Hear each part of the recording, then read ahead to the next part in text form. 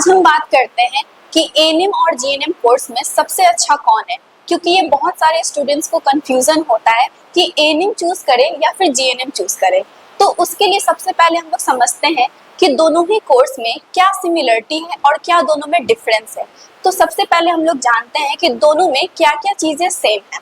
ठीक है, तो एएनएम और जीएनएम कोर्स दोनों ही एक डिप्लोमा कोर्स होता है, ठीक है, जो 12th पास होने के बाद दिया जाता है, जिसमें मिनिमम आपका 50% मार्क्स होना चाहिए। दूसरी बात आती है एज लिमिट की, तो दोनों में ही एज लिमिट सेम है। मिनिमम होता है 17 ईयर्स और मैक्सिमम होता है 35 ईयर्स। ठीक है, 35 से ज्यादा हो सकता है पर मिनिमम आपका होना चाहिए 17 ईयर्स। ठीक है, अब हम दूसरी बात करते हैं कि दोनों में क्या अंतर है, ये चीज को हम अच्छे से समझेंगे। ठीक है, तो सबसे पहले बात हम करते हैं जीएनएम कोर्स की। तो जो जीएनएम कोर्स है वो दोनों के लिए होता है, बॉयज के लिए भी होता है और गर्ल्स के लिए भी होता है। और दूसरी बात हम करते हैं ड्यूरेशन की, तो ये 3 साल का होता है, प्लस इसमें 6 महीने का इंटर्नशिप होता है। इंटर्नशिप में आपको हॉस्पिटल्स में प्रैक्टिस करवाया जाता है। तो देखा जाए तो ये 3.5 साल का कोर्स होता है।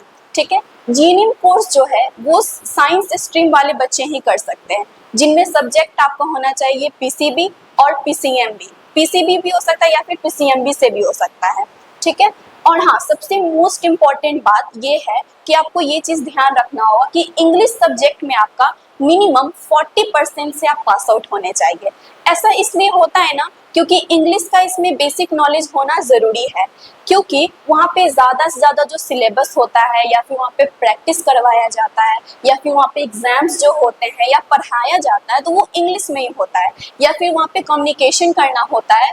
तो सोचना चाहिए कि वहाँ पे ज्यादा से ज्यादातर हम साइंटिफिक वर्ड्स ही यूज करें, इसलिए इंग्लिश का बेसिक नॉलेज होना जरूरी है।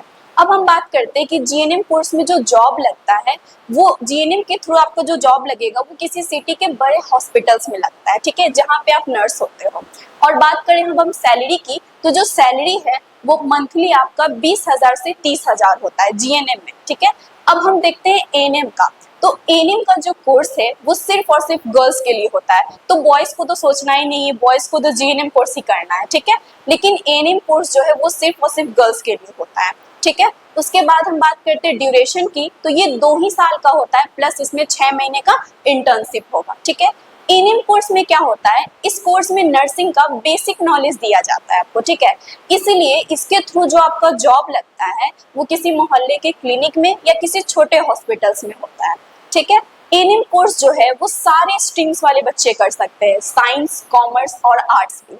ठीक है, और बात करें कि इसमें सैलरी कितना होता है, तो इसमें सैलरी होता है आपका 10,000 से 20,000 पर मंथ। ठीक है, तो देखा जाए तो एएनएम और जीएनएम कोर्स में सबसे अच्छा कौन है, तो देखिए अच्छा दोनों ही है। ठीक है, क्योंकि देखिए एएनएम कोर्स उन लोगों के लिए अच्छा है जिनके पास समय कम है और वो चाहते हैं कि हम जल्दी से सेट हो जाए, मतलब जल्दी से अपना करियर बना ले, तो उनके लिए एएनएम अच्छा है। ठीक है, पर जो स्टूडेंट्स चाहते हैं कि मेरा जो करियर है वो थोड़ा ब्राइट हो, तो उनके लिए जीएनएम बेस्ट है।